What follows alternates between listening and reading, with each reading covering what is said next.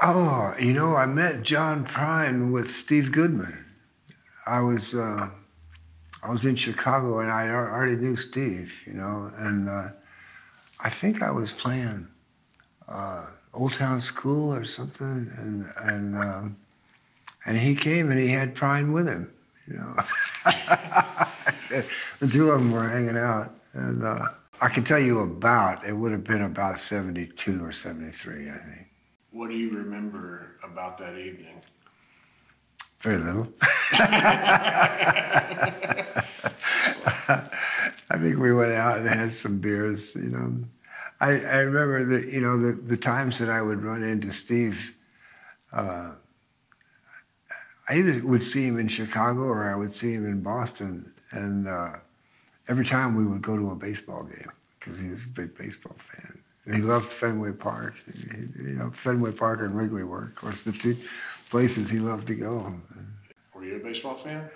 I am now. You know, it's funny. I never was. I grew up in New Orleans before expansion, and so the closest team was St. Louis, you know, to New Orleans. But then when I left New Orleans and made my way up north, and when I got to Boston in '66, and then 1967 was the Impossible Dream Team with Carl Yastrzemski, and I got into baseball in a big way. It was great. So there was a sort of a mutual respect thing going on, but we didn't spend enough time together to really get to be friends, you know? I loved what he did, and he would ask me to come and open for him, you know, on these tours in parts of the country where I was a total stranger, you know, and a total unknown. He was so generous that way, and he opened up Chicago for me. He opened up, you know, all those Midwestern towns, Milwaukee and Minneapolis, and I remember one time I told him, I tried to thank him, you know. I said, you know, John, it is so wonderful, because the John Prine audience was just a Chris Smither audience that had never heard me. It was a perfect crowd for me. And I told him, I said, I'm really grateful about you bringing me along and asking me on board for these shows. And he just looked at me and said, Chris, I don't do it for you, I do it for me. And I've said this before, but I'll never forget that moment, because I felt that I'd been so warmly included in something that I so desperately wanted, you know?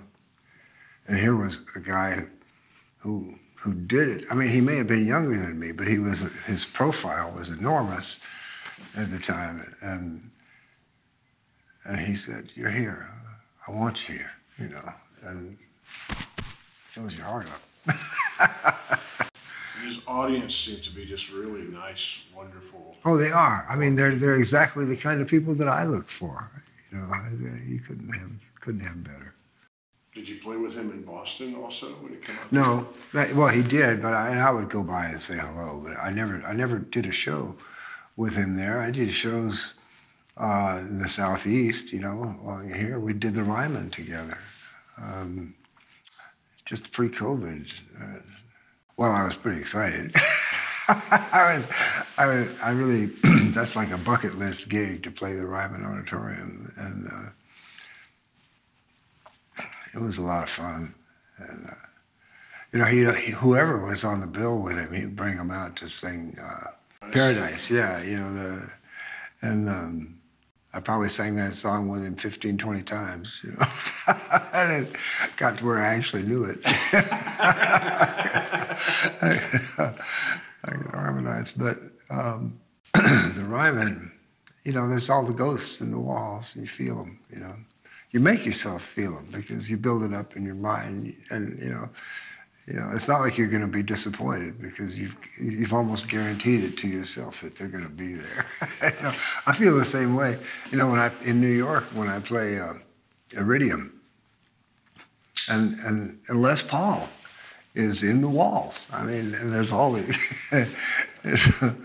Les Paul Gibsons hanging up on the wall, and you feel it. You know, you make yourself feel it. It's kind of a wonderful experience.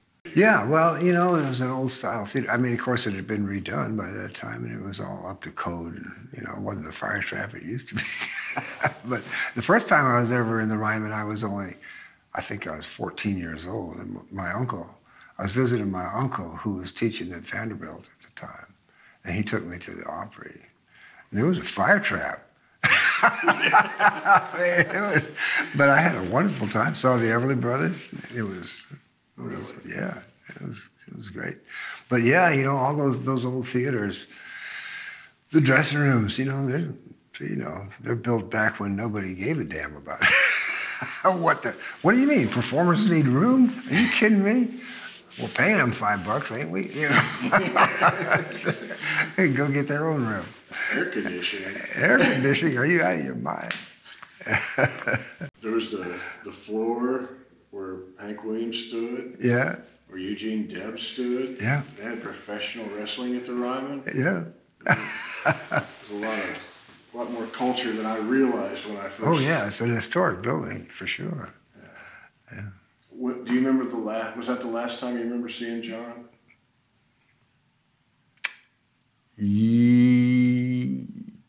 I believe so. Yeah, it probably was. And that was a few years before COVID, and then of course he got sick and died. Yeah. How did you hear about his passing? Bonnie called me. You know, and she was really upset. John and Bonnie Raitt they were very tight. And yeah, she called me up. She said, John died. She was in tears. But it was, you know, it's funny. You know, there's an irony to it, you know, that he fought through so many things, you know, and then this nasty little thing sneaks up and grabs him. But